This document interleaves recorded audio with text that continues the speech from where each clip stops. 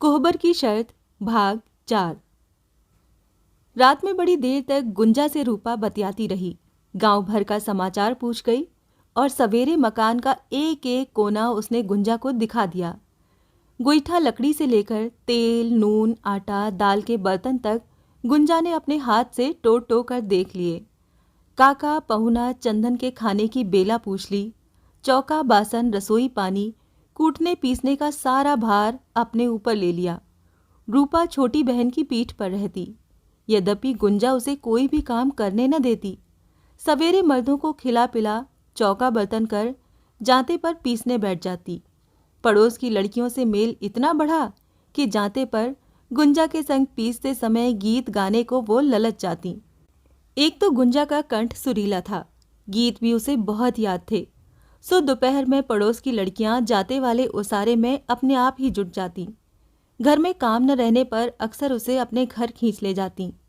झूमर, कजरी, ब्याह, माढ़ो, संझा, प्रभाती, जब जो मन में आया गुंजा के कंठ से फूट पड़ते। अड़ोस पड़ोस के घरों में देखते देखते नेह छोह इतना बढ़ गया कि गुंजा जैसे एकदम से बलिहार की बेटी हो गई और रूपा घर की सारी गृहस्थी छोड़कर निश्चिंत हो ऊपर का इंतजाम देखने लगी। खेत पक गए थे, कटिया शुरू हो गई थी। बलिहार की कटाई की मूठ और पंखा जवार भर में प्रसिद्ध थे। अन्य गांवों में कटाई 10 बोझ में 1 बोझ मिलती थी। बलिहार में 10 पंजे में 1 पंजा मिलता था, जो बांधने पर लगभग 1.5 बोझ होता था। इसी कारण 10-10, 15-15 कोस के बनिहार यानी कि खेत काटने वाले मजदूर फागुन से कटाई समाप्त होने तक झुंड के झुंड बलिहार में आकर टिक जाते थे। उनके आने से गांव में रौनक और चहल पहल हो जाती थी। दिन रात खेतों की कटाई और बोझों की खलिहान में ढुआई लगी रहती। खेत पके नहीं कि लोग काट कर खलिहान में टलियाने लगते, नहीं तो फगुनाहट के झोंके डालों को झकझोर कर बालियों से दानों को खेत में ही छिटका देते। जौ गेहूं की खड़ी बालें टूट टूट कर खेतों में गिर जाती और चूहे अपनी बिलें भरने लगते। ओंकार और चंदन भी अपने खेतों की कटाई में लगे थे। 15-15 बनिहार एक कतार में खेत काटने जाते। ओंकार बनिहारों के साथ कटाई और बोझे बंधवाने में रहता। चंदन उनके संग खेत में खलिहान तक दौड़ता। काका बैलों की सानी पानी और खलिहान देखते। गुंजा और गर्भवती बहन गृहस्थी में रंग गईं। परिवार का जीवन सुचारू रूप से तेजी के साथ आगे बढ़ने लगा। फागुन की पूर्णिमा, धप धप सफेद रात, खेतों में खलिहान तक बोझों की ढुआई का तांता लगा हुआ था। रात के 12 बजे होली जलने वाली थी। रात को ही खाना खिलाते समय रूपा ने ओंकार और चंदन से पैरों में उपटन लगवाकर झिल्ली छुड़वा जाने को कह दिया था। घुटने के नीचे से पूरा पैर, नहीं तो सबके अंगूठे की झिल्ली छुड़ाकर होली में डाल दी जाती थी। विश्वास था अगले साल की सारी तकलीफें आग में जल जाती थीं। कटाई में इतनी भीड़ थी कि चंदन और ओंकार घर आना भूल गए। 12 बजे होली जलने वाली थी। रात के 11 बज गए। गांव में बड़ी चहल पहल थी। जलाकर भूंजने के लिए लड़के लुकाड़ बना रहे थे। रूपा ने गुंजा को भेजा। गुंजा खलिहान से ओंकार और चंदन को बुला लाई। पीतल की बड़ी कटोरी में सरसों का उपटन गुंजा ने सांझ को ही पीस कर रख लिया था। आंगन में गुंजा ने खटिया डाल दी। ओंकार आगे आया। रूपा नीचे बैठकर उसके पैरों में उपटन लगाने लगी। एक पैर में रूपा, दूसरे में गुंजा लगाने बैठी तो ओंकार ने हंसते हुए गुंजा को टोक दिया, तुम चंदन को लगाना। ए पहुना, हंसी करोगे तो मैं घर में भाग जाऊंगी।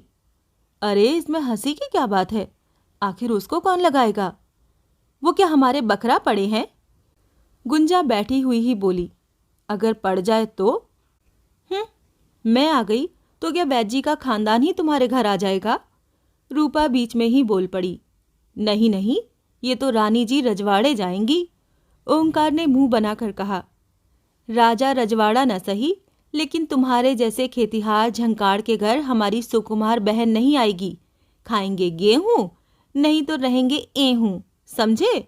भले धिया रहे हैं कुंवारे हो, हमारी बहन जाएगी कल कितहा कमासुत मरद के घर। तभी चंदन ने आंगन में प्रवेश किया। ओंकार के पैरों की झिल्ली छूट गई थी। वो उठकर जाने लगा तो चंदन को कहा गया कि कागज में लपेटकर झिल्ली और काका के लिए अलग से थोड़ा उपटन लेता आएगा।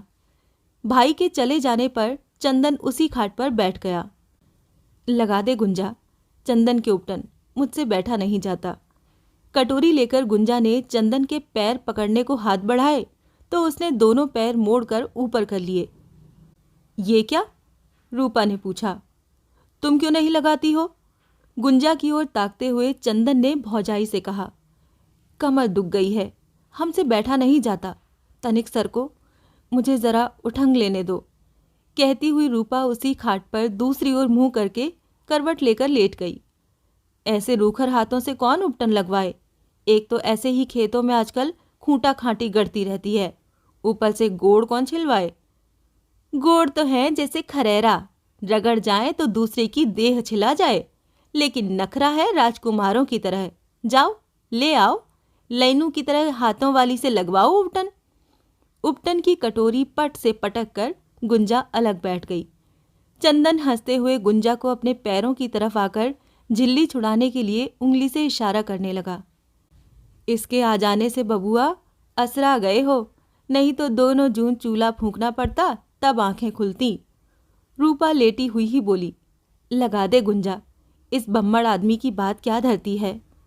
गुंजा दोनों हाथों से चंदन के पैर में घुटने से नीचे उपटन लगाने लगी। उपटन सुखाने के लिए जब वो पैर पर हाथ रगड़ने लगी तो चंदन के पैर के बालों को रह रहकर खींच देती। चंदन एक दो बार तो सी सी करके रह गया, लेकिन बाद में रूपा से शिकायत की। देख लो भाऊजी। क्या है? हम क्या करें, बाल सट जाते हैं तो? गुंजा बोली। सट जाते हैं? लासा है क्या? चंदन बोला। तो लो, अपने से रगड़ के छुड़ा लो। गुंजा पीछे सरक गई। भाऊजी। छुड़ा दे गुंजा, देर हो रही है, रूपा बोली। झिल्ली छुड़ाकर गुंजा ने एक कागज में बटोर कर चंदन के हाथ में थमाकर उठने लगी तो कटोरी में से थोड़ा सा उपटन निकालकर चंदन के गालों पे लगा दिया। मिलान करो इस रूखर हाथ से कि कौन ज्यादा चिकना है। फुर्ती से कटोरी में से उपटन निकालकर चंदन ने लपक कर गुंजा का जूड़ा पकड़ लिया और उसके पूरे मुंह भर में अच्छी तरह उपटन पोत दिया। बहना। रूपा उठ बैठी। ये क्या है रे? देख लो अपने देवर की करनी। तुम भी देख लो अपनी बहन की करनी। चंदन ने उपटन पुता हुआ अपना दाहिना गाल भौजाई के आगे कर दिया। रूपा हंसने लगी। हाजी फगुआ शुरू हो गया, अभी होली भी नहीं जली। रूपा देवर के गालों का उपटन अपने हाथों से छुड़ाने लगी। उधर गुंजा भी वहीं बैठकर दोनों हाथों से अपने मुंह का उपटन रगड़ रगड़ कर छुड़ाने लगी। चंदन का मुंह जब साफ हो गया तो गुंजा से बोला। कल बताऊंगा कि बलिहार का फगुआ कैसा होता है। उत्तर में गुंजा ने बहन से छिपकर चंदन को अंगूठा दिखा दिया। आधी रात बीती। पश्चिम की बारी में गांव जुट गया। होली की पूजा हुई, आग लगी। देखते देखते लपटें चिटक चिटक कर आसमान छूने लगी। लुकार जला जलाकर लड़के भांजने लगे। गांव के बड़े बूढ़े इस ताक में थे कि लड़के दूसरे गांव के सिवान में बुझती हुई लुकारें न फेंकें। बाकी प्रौढ़ और जवान लाठी लिए इस पहरे पर थे कि दूसरे गांव वाले बुझती हुई लुकारें बलिहार की सीमा में न फेंके। ऐसा विश्वास था कि अपने गांव की बुझती हुई लुकारें दूसरे गांव की सीमा में फेंक देने से नए साल का दुख दारिद्र्य दूसरे गांव में चला जाता है। इसीलिए हर गांव वाले इस रात को अपने अपने सिवानों की कड़ी निगरानी करते थे, लाठियों से लैस, क्योंकि कभी कभी दो गांव में आपस में मारपीट हो जाती थी। गांव के बड़े बूढ़े इसी मारपीट को बचाने के लिए इस रात विशेष करके जब तक गांव के लड़कों की लुकारें पूरी तरह भंजकर बुझ न जाती जागते रहते। भोर हुई। गांव फगुआ खेलने में जुट गया। दिन भर के लिए कटिया बंद हो गई। लोग दूने उत्साह से होली में लग गए। चंदन लोगों के गिरोह में घर घर द्वार द्वार घूमता रहा। पहले से ही उसने 8-10 लड़कों का एक दल बना लिया था और तय किया था कि इस वर्ष कीचड़ मिट्टी गोबर से होली न खेलने का प्रचार करेगा। इसीलिए सबसे पहले इसके दल वाले गांव में घूमना शुरू हो गए थे। नौजवानों को हाथ जोड़कर समझा कर मना करते रहे कि कीचड़ पाक की जगह होली रंग से खेली जाए। न जाने कैसा जादू हुआ कि सदियों की ये कुप्रथा एकाएक थम गई। हाथ में बाल्टी का रंग और टटके कटे बांस की पिचकारी लिए वो घर घर पद की भौजाई लगने वाली सभी औरतों से अपने दल के साथ होली खेल आया। फगुआ के दिन घर की औरतें इसी पाक पानी के डर से भीतर से किवाड़ें सवेरे ही बंद कर लेती थीं। सो इस साल इस परिवर्तन पर सभी ने जी भर कर होली खेली। गोबर पाक की जगह गलियों में लाल पीले हरे रंग फैल गए। गुंजा के संग में समौरिया लड़कियां भी दलों में होली खेलने निकलीं। घर घर जाकर कुंवारी ब्याही नंदें भौजाइयों से होली खेलकर लाल पीले रंग से ऊपर से नीचे तक नहा आईं। चंदन घर लौटा, भौजाई से अंगोछा मांग नदी में नहाने चला गया। बड़ी मेहनत से मल मल कर तो रंग छुड़ाया। देर से लोग तीर पर नहा रहे थे। धारा न होती तो नदी का जल भी रंग जाता। लौटने लगा तो धूप चढ़ाई थी। दोपहर से बेल झुक गई थी। 3 दारे में गुंजा मिली। अरे, दिन भर फगुआ ही खेलती रहोगी, नहाना धोना न होगा क्या? मैंने तो नहा लिया। क्या नहा लिया? अभी तो देह मुंह जस का तस लाल पीला है। न जाने कैसा रंग है कि छूटता ही नहीं। बलिहार का रंग जल्दी नहीं छूटता, चढ़ा तो चढ़ गया। बात फेंक कर चंदन आगे बढ़ा। पलड़े की ओट में रखी हुई बाल्टी में से 2 कटोरे रंग चंदन की बनियान धोती पर पीछे से छप छप पड़ गए। चंदन पीछे मुड़ा तो गुंजा बगल में कतरा कर झटके से दूसरे घर में भागी। लपक कर चंदन ने पकड़ लिया। बगल की घनौची पर भरी हुई बाल्टी रखी थी। पूरी की पूरी भरी हुई बाल्टी का जल गुंजा की देह पर हर हर महादेव। ऊपर से नीचे तक गुंजा सराबोर, कपड़े भीग कर देह से चिपक गए। स्वस्थ मासल देह के अंग प्रत्यंग निखर आए। लाज के मारे गुंजा वहीं सिकुड़ कर बैठ गई तो दूसरी बाल्टी बचा हुआ पीला रंग भी ऊपर से चंदन ने डाल दिया। गोरी देह पर पीला रंग और भी जम गया। अब उठो। बक बहना, ए बहनिया, गुंजा ने पुकारा। छोटी बहन की पुकार पर रूपा घर में से आंगन में आ गई। ये क्या रे? देख लो चंदन की करनी। चोरी और ऊपर से सीना चोरी। नहा धो के आए तो हमको तुमने नासा, ऊपर से भौजी से दुहाई करती हो। कौन किससे कम है? उठ चल। मन न भरा हो तो हंडे में रंग घोर के तुम दोनों जी भर के छपक लो। गुंजा उठकर चली तो भीगी हुई फुफती फदर फदर करने लगी। भौजी, ये तो बाजा बजता है। जा जा, इनार पर फिर से नहा के आ। अब तो मैं नहीं जाता, गुंजा बबनी जाए। गुंजा इनार पर नहाने जाएगी? पागल हुआ है क्या? जा, 2 बाल्टी पानी अपनी देह पर डाल लेना, 2 लेते आना, एक से ये नहाएगी। बाल्टी में पानी लेकर लौटा तो गुंजा आंगन में घनौची के पास प्रतीक्षा में बैठी थी। रूपा रसोई घर में थी। घनौची पर पानी रखकर दूसरी बाल्टी गुंजा के पास रखते हुए बोला, नहा लिया तो फगुआ खेलने की सुधाई। तुमसे खेले बिना मेरा फगुआ कैसे पूरा होता? तभी काका खाने के लिए भीतर आ पहुंचे। अभी मत खाना, मैं नहाकर आती हूँ तब परसूंगी, तब तक काका को खाने दो, वो बोली। चंदन काका के पीछे पीछे चौके के आगे वाले ओसारे में उनके लिए पीढ़ा पानी रखने चला गया। गुंजा फुर्ती से नहाने लगी। सांझ के 4 बजे से ही झाल और ढोल लिए फगुआ गाते गांव के लोगों के झुंड द्वार द्वार फिरने लगे। चेहरे और शरीर अबरख पड़े, गुलाबी हरे लाल अबीर से रंगे हुए। किसी किसी द्वार पर भीतर से औरतें गीला रंग भी फेंक देती थीं, नहीं तो अबरख मिला हुआ अबीर धुएं की तरह मंडली के माथे पर उड़ता रहता।